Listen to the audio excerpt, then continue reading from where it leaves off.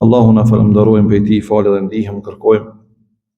Salavatet, selamet, doa tona e dërgojmë Muhammedit sallallahu alaihi wasallam, familjes tij të ndershme, shokëve të tij besnik sahabë radhiyallahu anhum, të gjithë atyre që kanë pasur rrugën e pejgamberit sallallahu alaihi wasallam, ata që të pasojnë këto kohë edhe ata të cilët do të pasojnë deri në ditën e gjykimit. Nderuar vëllezër, s'ka dyshim që gjatë jetës tonë përsëritën disa çështje, edhe donë Allahu subhanahu wa ta'ala që në përmet këtyre ngjarjeve që ndodhin dhe na përsëritin çdo vit, esenca dhe qëllimi i përsëritjes ngjarjeve është që njeriu me marrë mësim prej të kalumës për me ndryshu të ardhmen e tij. Edhe historia e Rasulullahit sallallahu alaihi wasallam në përgjithësi, madje nëse mujmë me thonë në çdo cep të jetës tij, është mësim që duhet përfituar gjithë secili prej neve, ai i cili e lexon historinë e tij, e ndëgjon dhe mundohet me zbërthy në jetën e tij edhe me u përshtat jetës Rasulullahit sallallahu alaihi wasallam. Ne tani në këto momente, në këto ditë jemi në muajin Muharram, që thot pejgamberi sallallahu alaihi wasallam, muaji i Allahut Muharram, të cilët dietarët kanë folë për vlerën e këtij muaji, që kanë thonë agjerimin ta, ose është muaji më me vlerë tek Allahu subhanahu wa taala nga gjithë muajt tjerë me përjashtim të Ramazanit. Edhe njeriu duhet mu angazhu në këtë muaj që me e veçu nga muaj tjerë, si kështu ka qenë muaji Dhul Hijjes, në fakt ditët e parë. Po ashtu në këtë muaj njeriu mu mundu sa më shumë me agjeru nafile, me dhonë sadaka, mu angazhu me punë të hajrit dhe të mira. Dhe në këtë muaj është një ditë, dita e Ashurës, dita e 10, që ka thonë pejgamberi sallallahu alaihi wasallam, kush e agjeron, i shlyen mëkatet e vitit kaluar. Ky është një nga ato muajt, nga ato 4 muajt që Allahu subhanahu wa ta'ala ja ka ndalu luftën edhe hakmarrjen edhe luftimin. Është nga muajt që Allahu xhallahu ala ka veçuar. Në kohën e Omerit radhiyallahu anhu kanë vendosur që kalendari islamik të mos fillohet të llogaritet dhe të numërohet me lindjen, kanë diskutuar, a me lindjen e pejgamberit sallallahu alaihi wasallam, apo me çka me e zaventsu dhe ku mu referu që me pas një kalendar islamik që sot ekziston dhe i përmbahen besimtarët, dhe i përmbahemi ne edhe kur agjërojmë edhe kur e bëjmë haxhin. Dhe kanë vendosur kalendari i islamit të vendoset me hijretin e pejgamberit sallallahu alaihi wasallam. Dhe kështu emërtohet, do të thotë kështu fillon me u numëru kalendari islam prej ditës kur pejgamberi sallallahu alaihi wasallam ka vendosur me bë migrim nga Mekka për Medinë. Për shkak të rëndësisë saj të madhe, ka mbes që kështu të llogaritet viti kalendarik, do të thotë i islamit hijri, që është i njohur tek ne. Andaj sot me lejen e Allahu xhallahu ala, edhe pse ndoshta përsëritin këtë çështje, po dhe kirfe inna dhikra tanfa'ul mu'minin, dhe përkujto sepse përkujtimi ju bën dobi besimtarëve.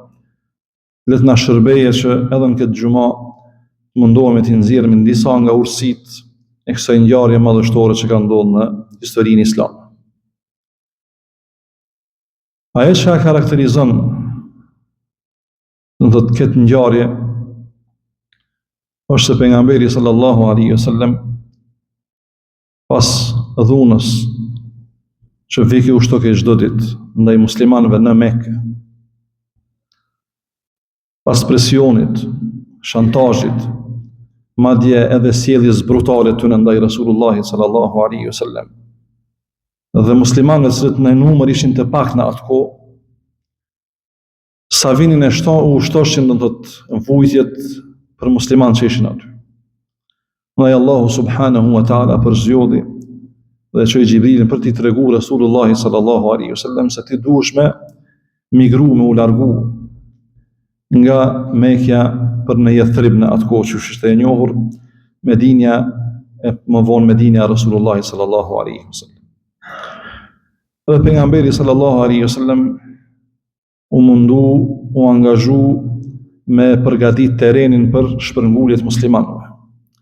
Nuk do të hynë detaje, fillimisht Rasulullah u shtaku, 2 vite para prake, me parin e medinazve, e disa qunave të ri, djemve të ri, që cilët ishin udhëhec të fiseve, ja u prezentoi aty në Islamin, i njoftoi me Islamin, bonin disa marrëveshje me të dërgumin e Zotit, edhe u para përgatit tereni, para prakisht i dërgumi i Zotit e dërgoi Musab ibn Umairin, i cili ishte ambasadori i parë në Medinë nga pejgamberi sallallahu alaihi wasallam, i cili ja prezentoi çdo shtëpi dhe çdo familje Islamin edhe vlerat e këtij dini dhe kësaj feje madhështore.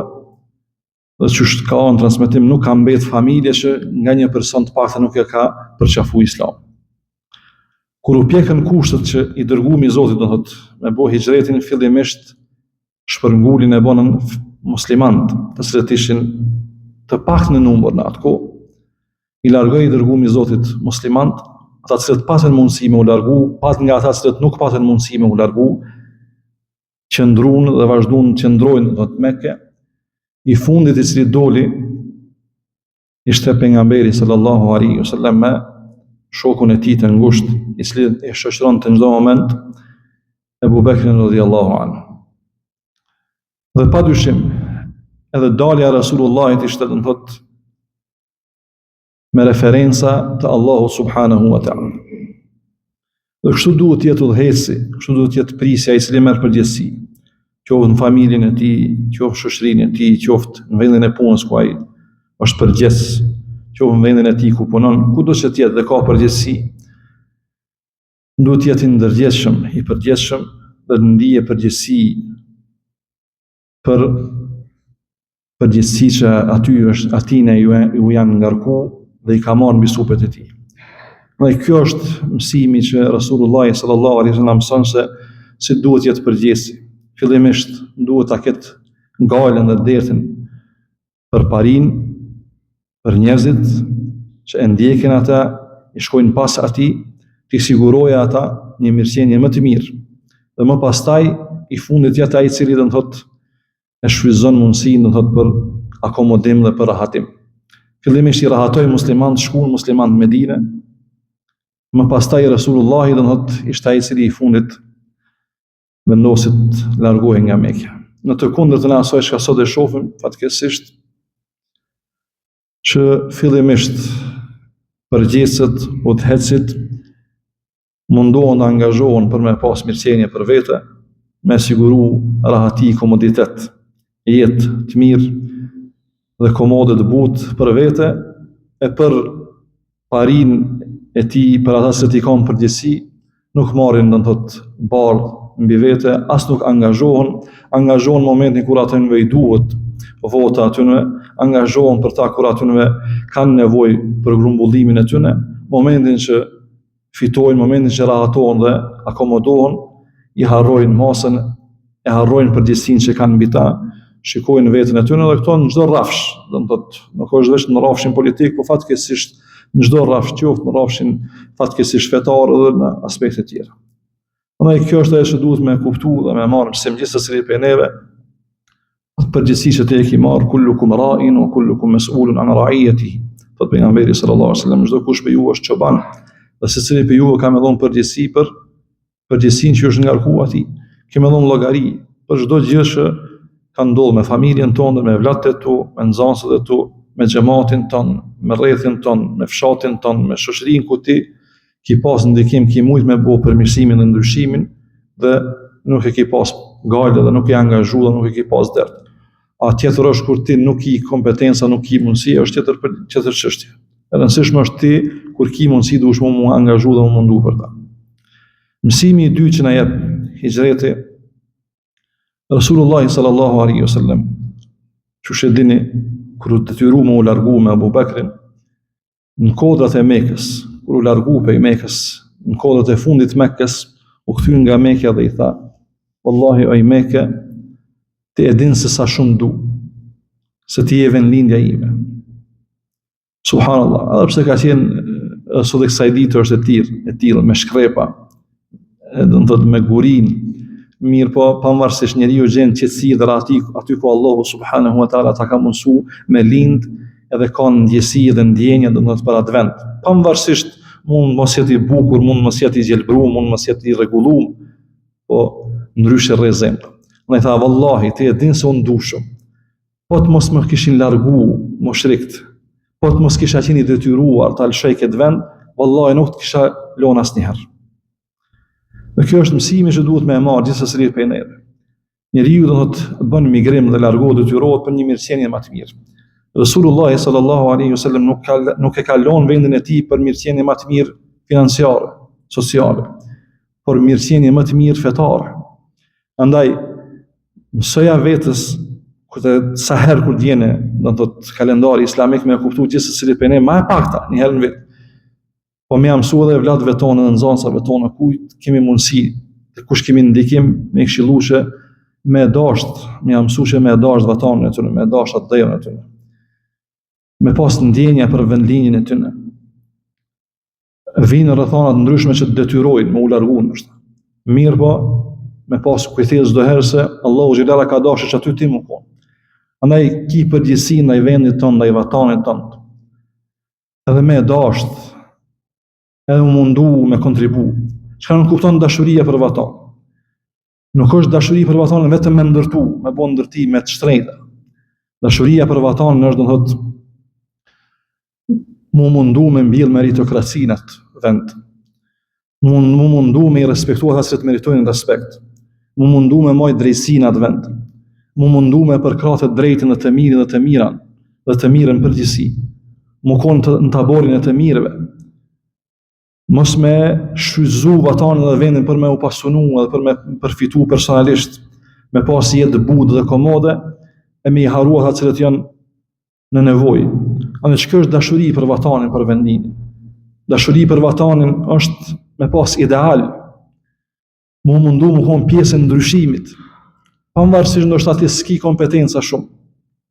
Po të paktën më bëu sikur buburreci shkon në ethere tek zjarri i Ibrahimit alayhis salam kur e kanë gjujt në zjarr, i ka thonë buburreci çka po bën ti, ka thonë po du me shku zjarrin. Hon ti ç'a mund me bëu? Thonë unë e di që s'mund me bëu kur zho, po të paktën po du me u rreshtu në anën e atyre që dojnë me shuk zjarrin. Ndoshta na s'kemi mundësi me fik zjarrin, ndoshta na s'kemi mundësi me bën ndryshimin e madh, po të paktën me u pozicionu, të paktën me ndje veten në taborin e atyre që të mundohen për të mirë këtij vendit. Dhe kjo është dashuri për vatanin, për vendin. Dhe nga kjo ngjarje mësojmë që me dash vendin, pejgamberi sallallahu alaihi wasallam shkoi në Medinë, u detyru me shku, por asnjëherë nuk e harroi vatanin e tij. Mas 10 viteve u kthy përsëri fitimtar në qabën e shenjtë. Kjo është mësimi i dytë. Mësimi i tretë që nxjerrim është se nganjëherë detyrohesh të vinë rrethana të tilla të detyrojnë do të me u largu. Nganjëherë je i padëshiruar mesin e njerëzve të tu. Jo që pejgamberin sallallahu alaihi wasallam nuk e kanë ditë vlerën e tij. Jo pse nuk e kanë njoft respektin, dhe jo që nuk e kanë pas respektin dhe nuk e kanë njoft autoritetin e familjes tij. Nëse edhe gjyshi i tij, edhe familjarët e tij kanë qenë menam në Mekë, kanë qenë udhëhec, kanë qenë pris, kanë qenë njerëz që do të thotë ju kanë shërby haxhilerëve të asaj kohe në xahiliet dhe kanë pas respekt, kanë gëzuar respekt në Mekë. Po ashtu i dërguami i Zotit do të ka gëzuar respekt, çush e dini me ngjarjen kur e ka vendosur gurin e zi tek qavja, mos të hym në detaj. Jo që nuk e kanë njoft personalitetin e tij, por njeriu kur don me bën ndryshim, a keni pa në jetën e përditshme, krejtë dojnë ndryshimin, edhe këtë flasin për ndryshimin, por kur kush nuk e don dhe nuk e përkran ndryshuesin, kur don me bën ndryshimin s'përkran kurkush, a krejtë folin mas andej, krejtë na për neja, krejtë na për, me të gatshëm e fol për ndryshimin. A çush më fardjenje kështu, a këta meritojnë kështu, a kështu s'bën, po kur dine puna, kur ta shefsh njerin që po don me ndryshu, s'keme pas njerë që të rinë mbrapa, s'ka për kras.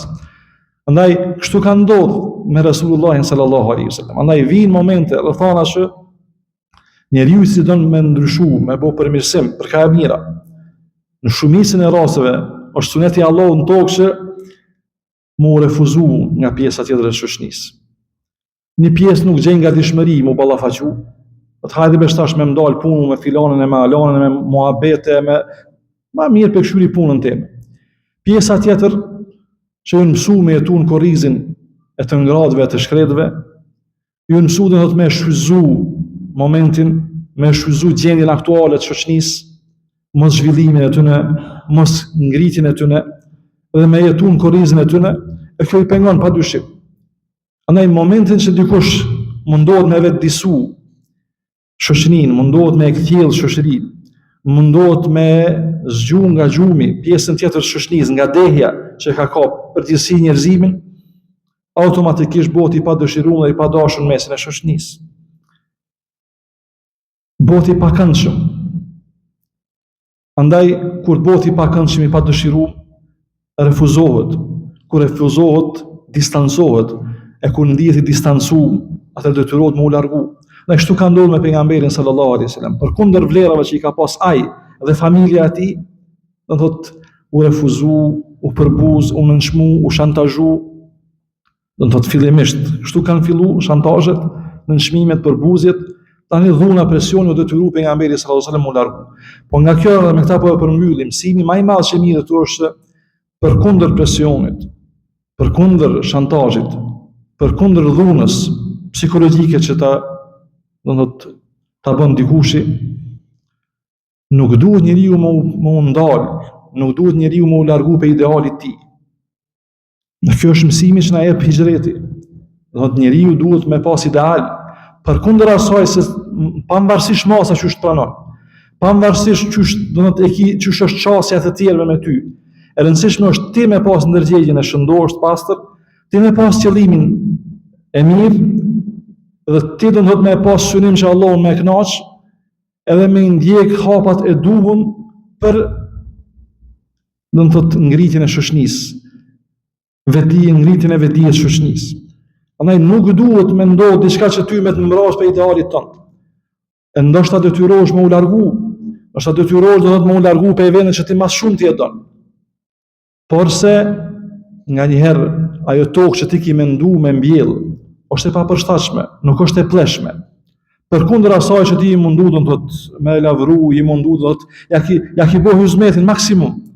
Por ja që don Allahu subhanahu wa taala ajo tokë më kone e papërshtatshme për mbjellje. Andaj kështu ka vepruar pejgamberi sallallahu alaihi wasallam, nuk u ndal pe idealit i tij, përkundër asaj e ka pa që toka në Mekë për momentin është e papërshtatshme, jo e pleshme, u detyru me ndru tokën ku mund me mbi fara e besimit dhe imanit. Andaj kështu duhet njeriu me pas ideal. Dhe kështu ka qenë ideali Resulullahit, nuk u largun me pej Mekës për Medinë për mirëqenie më të mirë financiare, po u largu për mirëqenie fetare. Aty ku mund do të me lulëzu e mira, aty ku njerëzit janë butë dhe mund me e pranu këshillën, mund me e pranu argumentin, mund me e pranu të vërtetën, kanë ndërgjegjshmëri për me e pranu të vërtetën, u mundu edhe maksimumin e pranun shoqënia në Medinë, e themeloj shtetin e tij, e formoj shtetin e tij, vendosi binare, më pastaj u kthy në vendlinjën e tij, në vendin e tij ku e dashti më shumti, dhe e mbjelli përsëri atje, do të thotë, farën e besimit, dhe të çojë Allahu subhanahu wa taala bereqet sot e kësaj dite, do të thotë sot është kibla e gjithë muslimanëve, dhe alhamdulillah që Allahu xhallahu ala ja ka çu, do të thotë ja ka shpërbly mundin, sakrificën. Dhe kjo është ajo që duhet me kuptu gjithsesi për neve, dhe me këta po e përmbylli, dhe mësimi i fundit që unë e kam nxjerrë nga se ka shumë, është se hijreti çdo vjet duhet me na ndihmu dhe me na mësu, më kon shkak që me na eduku neve që hijret do të thonë shpërngulje, mu shpërngulje nga keqja në të mirën, nga padrejësia në drejtësi, nga zullumi, do të thotë në ndihmës të tjerëve, të nevojtarëve, mu shpërngul nga ignoranca në dituri të dobishme. Andaj çdo vjet kur vjen hijreti, na shërbehet që me marr mësim që me bosh shpërngulje dhe largim nga e kota në të vërtetën, nga e padrejta në drejtësi. Edhe kështu nëse ne kemi parim në jetën tonë, Allahu subhanahu wa taala na bën të bereqetshëm, neve si shoqëni, elus Allahu subhanahu wa taala që na shërbeje kjo ngjarje historike për me na vetëdijsu, për me na këndell dhe për me na vetëdijsu, për me ndi përgjegjësi për veten, për familjet tona, për shoqërinë tonë. Aqulu qawli hadha astaghfirullaha li wa lakum fastaghfiruhu innahu huwal ghafurur rahim.